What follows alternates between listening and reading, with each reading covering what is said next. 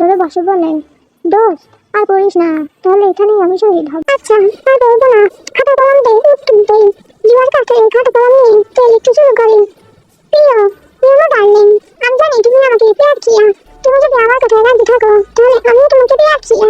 তুমি মাথায়, ঠোঁটে, নাকে, গলায়, বুকে, পেটে, মুখে পরে স্কুলের মাঠে সবার সামনে আমাকে প্রেম নিবেদন করবে। তবে আমি রাজি তোমাকে প্যার কিয়া।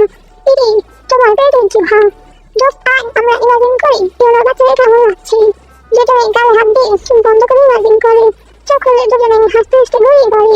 নদী পার দিয়ে হাত ধরে হেলতে দুলতে হাঁটতে থাকে। স্কুল ছুটি হওয়ার পর বাড়ি যেতে হবে। অনেক লেট, কি করবো এতক্ষণ? ও দেখ ওরা ক্যাশ ফিশিং।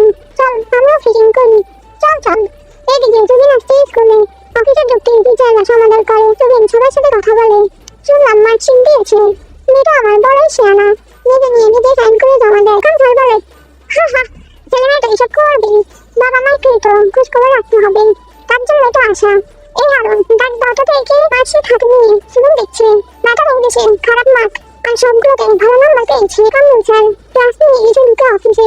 কামরুল স্যারকে দেখে সুবিন মনে মনে জ্বলে ওঠে। কি এমন করেছে তার মেয়ে? মাথাটা নাড়া করে দিয়েছে। তার জন্য মেয়েটার গায়ে হাত তুলেছে। তিন দিন জ্বরে ঢুকেছে, 5 দিন থেকে কথা বলে না। আর এই স্যার দিব্যি মাথায় ক্যাপ দিয়ে ঘুরে বেড়াচ্ছে। সুবিন নিজেও তো স্যার মুখে করে নিয়েছিল। কই তখন তো কেউ নালিশ করেনি সুবিনের বাবাকে। পিয়ন হারুন এসে বলেন, নেই নেই মানে ওই স্কুলে আসছে। জুহাও নেই, প্রেজেন্টে আছে কিন্তু ক্লাসে নেই, ক্লাস পালিয়েছে। সুবিনের মাথায় বাস পড়ে। পুরো স্কুল খুঁজে কেউ নেই। বাসায় ফোন দিয়ে জানে বাসায় যায়নি। জুহা বাসায় ফোন দিয়ে জানে সেখানেও যায়নি। খবর শুনে জুহার আব্বু আর সুবিন কানে বন্ধ। আমি শুনে ছুটে আসি। পুরো বাজার খোঁজা হয়, নেই। ছাদটা টেনশন করছে। গঙ্গের মাথায় হাত, এত গাছ থাকতে কিভাবে পারে ছাত্রীরা? তার মধ্যে আবার তার দিকে শাড়িটা উঠাও। স্কুল টেবিল পিরিয়ডে ছুটি দেওয়া হয় সুবিনা রানিস পাগল প্রায়। এদিকে বাসায় খবর পেয়ে বাসার সবাই টেনশন। লোকজন কান্নাকাটি শুরু করে। রাস্তায় রাস্তায় খবর পাঠিয়ে দেয়, কোথাও নেই। লোকজন কথা বলতে থাকে। সুন্দর সুন্দর মাইয়া জিনে নিয়ে গেল নাকি? রাস্তায় পাইয়ে কেউ উঠে নিয়ে গেল নাকি? ছেলে ধরা নিয়ে গেল নাকি? নিজে কলা দিতে হবে, কলা কাটা নিয়ে গেল নাকি? এসব শুনে সুবিনের আর হুঁশ নেই। জাঙ্কুক 4 দিন আগে ঢাকা গিয়েছিল। ঢাকা থেকে ফিরে গাড়িতে বসে তার মজা করছিল।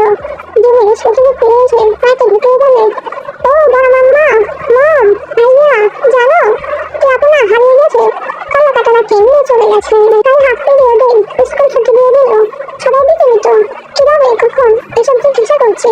দিন তো কিছুই জানে না, তাই উত্তর দিতে পারছে না। জাঙ্কুকের যেন কলেজে কেঁপে ওঠে। বুকে হাত চাপড়ে বলা মজা আমার করে নেয়। গাড়ি চালিয়ে বেরিয়ে যায়। কোথায় যাবে ধীরে ধীরে। জাঙ্কুকের মাথা নষ্ট। বাজারে এসে দেখে লোকজন সুবিনের মাথায় পানি ঢালছে। জাঙ্কুক গাড়ি থেকে মাথা রেখে চোখ দিতে বলে, কোথায় তুমি দুষ্টু পুত্র? কোথায় লুকিয়ে আছো? প্লিজ বেরিয়ে আসো, প্লিজ। একজন লোক এসে জানায় সকালে বেরিয়ে এসে ইউনিফর্ম পরা 2জন মেয়েকে দেখেছে। সবাই মিলে ছুটে যায় সেদিকে। পিয়া এবং জুহা দুটো বসে কিনে নদীতে মাছ ধরতে থাকে। বড় কচু পাতায় কয়েকটা মাছও জমিয়েছে। দেখতে বলে, দোস্ত এগুলো ভাসবো, তারপর হিন্দুপাড়া জঙ্গলে ঠিক দুপুরবেলা গিয়ে চারদিক ছিটিয়ে ভূত শিকার করবো। আল্লাহ কেউ ভূতকে ভয় দেখিয়ে ঘাড় মোটকে দেয়। চুপকাক, আমি সাহসী। ভূতের সাথে পুতুল খেলবো, আমার কত দিনের শখ। আমাকে নিবি না খেলায়? নিব। তুই ভূতের বাচ্চার খালা আর আমি শাশুড়ি। সুবি মানুষ চিৎকার করে ডাকে, কে? জুহা। নিজের পিছনে তাকিয়ে দেখে সবাই আসছে। কে? জুহা বলে ওঠে, আব্বু ধরে খাইছি। লালা মাছ নিয়ে এক দৌড়ে পালা, ধরে লাভ হয় না। তার আগে গঙ্গার সামনে দিয়ে ধরে ফেলে। সুবিনের হাতে না পেলে বাইকে বসে টান করে, আমার মাছ, দুটো মাছ খাবো, আমার মাছ, দুটো কি দিয়ে ধরবো, মাছ বলে চিৎকার করতে থাকে। গঙ্গা এক হাতে তোর মুখ চেপে ধরে বাইক চালিয়ে বাড়ি চলে আসে। পিছন সবাই চলে আসে নদীর পাড় থেকে। জাঙ্কুক দাঁড়িয়ে থেকে এতক্ষণ দেখে। কেউ কার্যক্রমে রাগ করবে, নাকি হাসবে, সে কনফিউশন সবসময় নিয়ে থাকে। রাতের ঘরে সুবিন লঙ্কা কাণ্ড শুরু করেছে। আমার মেয়ে আসে, ছেলে রাখবে না, দৌড় দিয়ে বেঁধে রাখবে, স্কুলে নিজে নিয়ে যাবে, নিজে আনবে, মেরে চামড়া তুলে দিবে। লোকজন শুধু ঢুকতে চলবে। ওই বাবা বাচ্চাটাকে কোন খেয়েছ, বের করো থেকে। আজকে ওর একদিন কি আমার একদিন, চাপিয়ে পিঠে ছাউ তুলে দেবো। শোনো, মাথা ঠান্ডা করো, আমি শাসন করেছি তো, বের করো ওকে। ভাইজান নিয়ে গেছে। সুবিন বেরিয়ে যায়। কিছুক্ষণ পরে সে বড় নেই, তুমি লুকিয়ে রাখছো, এখানেই আছে। আমি সুবিন ঘরে এখনো খুঁজতে থাকি, কিন্তু তো ভয় শেষ। এবার বুঝি ধরা পড়লো। খাটের নিচে চুপটি করে কে লুকিয়ে আছে। খাটের নিচে দেখতে গেলে তো ধরা। এদিকে টের আর ভালো হচ্ছে না, খাটের নিচে বসে বসে বোর হচ্ছে, সাথে টমসের কামড় পেয়ে তার মধ্যে আবার খিদে লাগছে। সহ্য করতে না পেরে হামাগুড়ি দিয়ে রুম থেকে বেরিয়ে যায়। খাটের নিচে চেক করে রুম চেক করে পায় না। টিনকে অনেক বকাঝকা করে। সকালে যেন মেয়েকে সামনে পায় ধরে রাত দেখিয়ে নিজের রুমে চলে আসে, বিছানা শুয়ে পড়ে। এদিকে নিজের মাথায় হাত, মেয়েকে তো সে খাটের নিচে ঢুকিয়ে বাড়া দিচ্ছে। এর মধ্যে কই উধাও হবে, পুরো রুম সেও খুঁজে। মেয়ে কি বার সত্যি সত্যি হারিয়ে গেল, দুটো মানুষ রুমে, অথচ এর মধ্যে যে ভানিশ হয়ে গেল।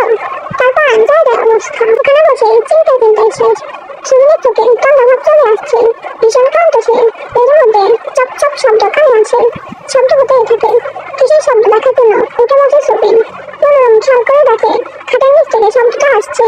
তার দুজনে ফোনের ফ্ল্যাশলাইট জ্বালে ঢুকতেই দেখে যে হাতে হরলিক্সের বয়াম, হাত দিয়ে হরলিক্স বের করে আর চপ চপ শব্দ করে চেঁচে চেঁচে খাচ্ছে। এদিকে যে কাঁদ দিয়ে কেউ লাইট ধরে রাখছে, কার হুঁশ নেই। সুবিন হাতে কাঁদবে বুঝতে পারে না, হাত দিয়ে টেনে খাটের নিচ থেকে বের করে। সারা মুখে হরলিক্স লেগে বিড়ালের মতো লাগছে। সুবিন পানিতে কাপড় ভিজে মুখ মুছে দিয়ে বলে, আমার বিড়াল ছানা। থেকে পানি খেয়ে বুকে নিয়ে ঘুমিয়ে পড়ে।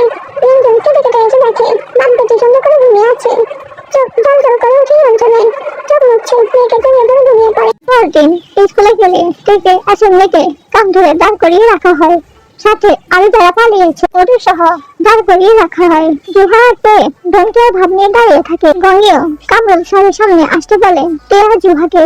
দুজনের সামনে এসে দাঁড়ালে গঙ্গে বলে, স্যারের সাথে বেয়াদবি করেছ, যা আজ পর্যন্ত কেউ করেনি, পা ধরে মাপ চাও। টেয়া জুহা টাকটুকি করতে থাকে, চোখে দুজনের কথা হয়। এই কামড়া বাচ্চার পা ধরবো, টাকাটা কয়দিন থেকে জানি ধয় না। ইয়াক! কামরুল স্যার বত্রিশটি খুলে দেয়, হলুদ কারাবেলা দাঁতগুলো নিয়ে প্রজাপের এক করতে থাকে। তে জুহার গা জ্বলে যায়। কি হলো, মাপ চাও? সবার সামনে পা ধরে মাপ চাবে, এটা তোমাদের শাস্তি। তে নিরুতে গিয়ে থেমে যায়। কামরুলকে বলে, স্যার পা ধুয়ে আসেন, ব্যাকটেরিয়া ময়লা হাতে লাগাবো না। কামরুল বুকুসকে তাকায়। ম্যাডামরা আর স্টুডেন্টরা হেসেই ফেলে। কামরুল সবার সামনে অপমান মুখ করে, না পেরে পা ধুয়ে আসে। তে জুহা পা ধরে মাপ চায়, সরে না এসে কামরুলের পাশে দাঁড়িয়ে পড়ে।